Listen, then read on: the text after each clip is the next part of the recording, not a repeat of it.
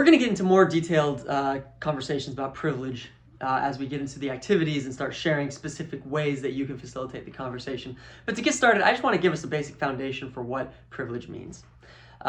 First of all, it's important to recognize that privilege is intersectional. That's the term that we like to use in this industry. And what it just means is that there are a lot of different kinds of privilege.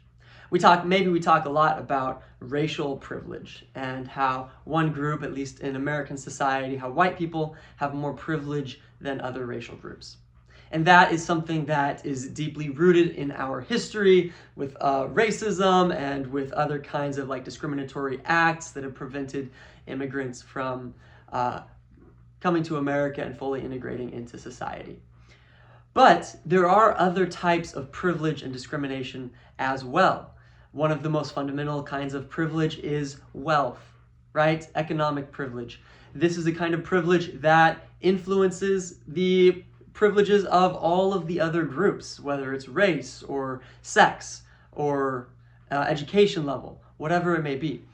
But then there are all of those other types of privilege as well. And so often the pushback that you might receive as you are facilitating a conversation about privilege has to do with someone who may belong to whatever privilege category you're talking about at the time, but who has also gone through a series of very difficult circumstances in their lives and doesn't necessarily feel privileged. You might have a straight white male come up to you and talk about how he went through terrible, difficult things in his childhood. Maybe went through abuse or went through poverty. Or was the first person in his family to go to college and experience discrimination there and had to just overcome all of those learning curves for the first time.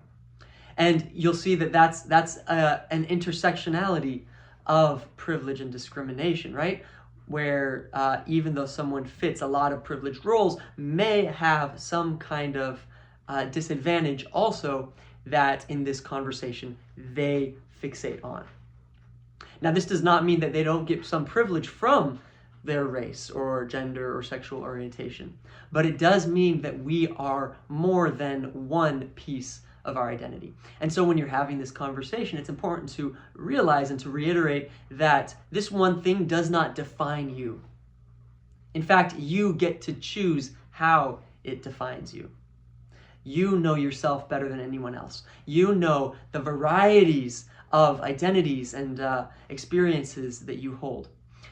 And so when we have these conversations, what we're really trying to get to is not shame or guilt to say you are this and so you have this kind of privilege, but these conversations exist so that we can learn the varieties of experience that each of us holds. And through that learning, we can see each other through a more nuanced and deeper lens.